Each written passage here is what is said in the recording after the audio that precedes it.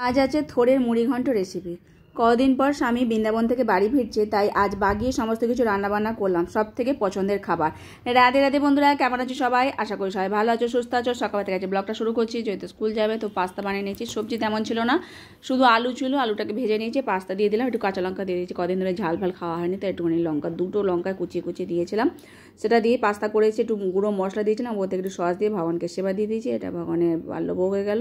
যদি থেকে একটা থালাতে দিয়ে দিয়েছিলাম, আর টিফিনও দিয়ে দিয়েছি। ও অল্প একটু খাবে আর রেখে দেবে, একটু বেশি করেই করেছিলাম, তো আমারও টিফিনে হয়ে যাবে। যাই হোক, তারপর ঘরে টুকটাক কাজকর্ম সারছি। তেমন আনাজপত্র ছিল না, তো গাছে মোজা ছিল, থোড় ছিল, তো ভাবলাম সেগুলোই পারি, কারণ আর একটা গাছে ধরেছে, তো বেশি দিন হয়ে গেলে তো আবার সেগুলো আবার খাওয়া হবে না, অনেক একসাথে হয়ে গেলে। তো ভগবানের সব থেকে প্রিয় হয় থোড়, মোচা, এগুলো। তো সেই কাটতে চলে এসেছি নিচে গাছটাতে, আর ছোটোটাই আমি কাটছি। বড় গাছে কিন্তু হয়ে আছে, সেটা প্রভুজি এসেই কাটবে, আর ছোটো গাছটা আমার কাটতে মানে সুবিধা হবে।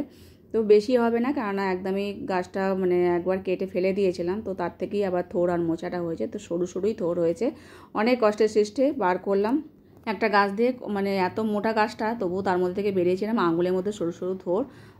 তো যাই হোক, একটা তরকারি হয়ে যাবে। আর থোড় মোচা শরীরের পক্ষে ভালো, আবার ভগবানের প্রিয়। তো সেই আজকে রান্নাবান্না করব, থোড়ের মুড়ি ঘন্ট করব।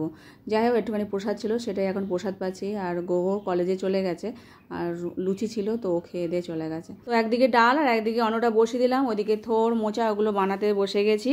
তো দেখো, অনেকক্ষণ করার পর আর বানিয়েছি। এদিকে থোড় মোচাটা একটুখানি হয়েছে, আর এদিকে থোড়টা লবণ মাখিয়ে রেখে দিয়েছি। অনেক মানে কচি আছে, কিন্তু ওইটুখানি বানাতেই অনেক সময় চলে গেছে। তো মুড়িঘণ্ট করার জন্য কড়াইতে 1 চামচ ঘি দিয়ে তার মধ্যে কিশমিশ আর কাজু বাদাম ধুয়ে ভেজে নিলাম, এটাকে ভেজে তুলে রাখছি। আর আলু ডুমো ডুমো করে বার করে বানিয়ে রেখেছি, তো সেটাই এখন জিরে ফোড়ন দিয়ে, তেজপাতা ফোড়ন দিয়ে দিলাম। লবণ হলুদ দিয়ে ভাজা ভাজা হোক। ওইদিকে থোড়টাকে আবার একটুখানি মানে চটকে একটু জলটা বার করে দেবো, আর না করলেও হয়, খুব কচি আছে। চিড়েতে একটু মশলাও করে নেবো, আদা আর কাঁচা লঙ্কা বাটবো, আর জিরে গুঁড়ো, ধনে গুঁড়ো সব এগুলো দিয়ে দেবো। লবণটা দেখলাম বাড়ন্ত হয়ে গেছে, সেটাকে ঢেলে রাখছি। প্রভুজি বৃন্দাবন থেকে আজকেই বাড়ি ফিরছে, তো আস্তে আস্তে সেই মানে বিকেলবেলা মতো হয়ে যাবে। আমি রান্নাবান্না করে রাখি, সকালবেলা টিফিন খাওয়া হয়ে গেছে, তাই একটু বেলাতেই বসাচ্ছি। ঘরে কাজকর্ম সব সেরে নিয়েছি। আলুটা ভাজা হয়ে গেছে, নুন হলুদ দিয়ে ভেজেছিলাম। তারপরে 1 মুঠো মতো গোবিন্দভোগ চাল ভিজিয়ে রেখেছিলাম, সেটাকে ধুয়ে এখন আলুর সাথেও ভেজে ভেজে নিয়েছি। একটু ভাজা ভাজা, অর্ধেক মতো ভাজা ভাজা, মানে হালকা একটু চাল ভাজা মুড়ি মতোই হয়েছে। তখন ভাজার পর আবার থোড়টাকে দিয়ে দিলাম এর মধ্যে, একদম কচি থোড়, খুব সুন্দর। আদা আর কাঁচা লঙ্কাটা শিলে বেটে নিয়েছি, জিরে গুঁড়ো, ধনে গুঁড়ো আর একটু কাশ্মীরি লঙ্কার গুঁড়ো দিয়েছি। জল দিয়ে মশলাটা ভাজা ভাজা হবে, আর খুব ভালো লাগে এই থোড়ের মুড়ি ঘণ্টটা খেতে, খুব ভালো লাগে। আর গোবিন্দভোগ চাল হলেই হবে, আর আতপ চাল হলে না। গোবিন্দভোগ চালের একটা আলাদা গন্ধ থাকে। যাই হোক, আর এদিকে ঘিয়ে যেই বাদাম আর কিশমিশটা ভেজে রেখেছিলাম, সেটা দিয়ে এখন জল ঢেলে দিলাম। ব্যাস, বেশিক্ষণ সময় লাগবে না। এখন জলটা কমেও গেছে আর সেদ্ধ হয়ে গেছে। এদিকে চিনি দিয়ে দিলাম, গরম মশলা বেটে গেছিলাম সেটা দিয়ে দিলাম, একটু গাওয়া ঘি দিয়ে দিলাম। হয়ে গেছে পুরোটাই একটা শুকনো শুকনো মাখা মাখা মতো হয়ে গেছে। এটাকে এবার নামিয়ে নেবো। দেখো কত সুন্দর দেখতে হয়েছে, দেখতে যেমন হয় খেতে খুব ভালো লাগে। তারপর এর মধ্যে একটু ডাল সেদ্ধ করেছিলাম, মটর ডাল, পেঁপে দিয়ে সাঁতলে নিলাম। পেঁপে মানে টমেটো দিয়ে করলাম, গাছের পেঁপে ছিল সেই দিয়ে। আর একটুখানি কাঁচকলা প্রেসার কুকারের মধ্যে সেদ্ধ দিলাম।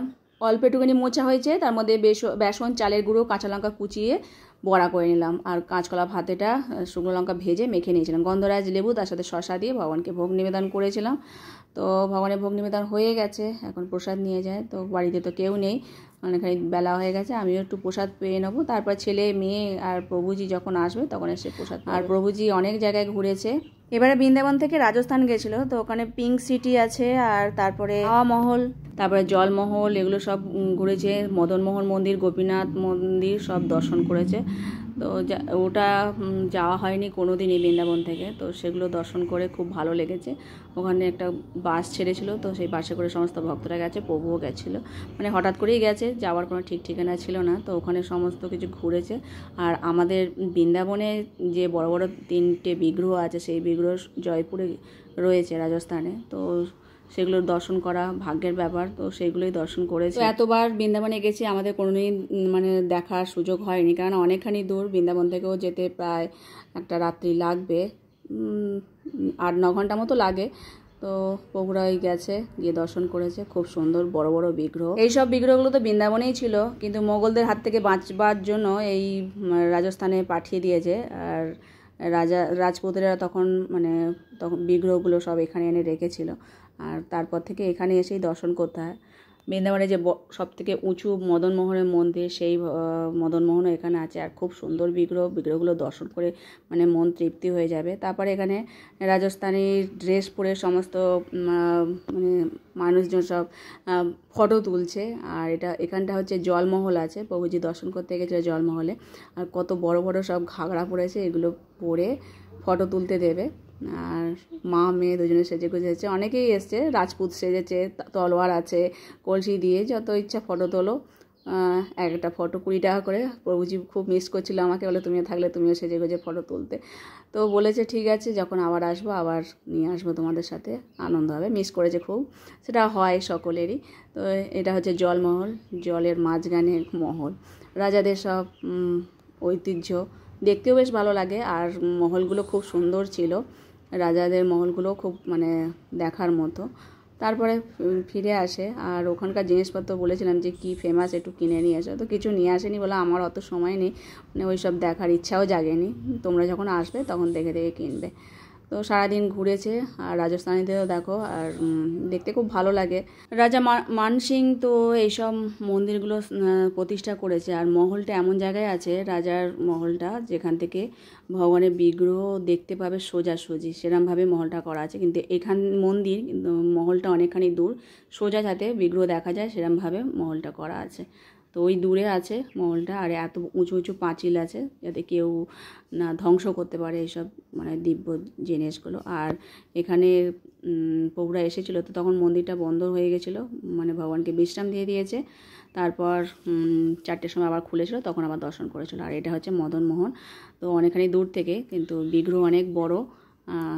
সব থেকে সুন্দর বিগ্রহ হচ্ছে মদনমোহন, দেখলেই ভালো লাগে।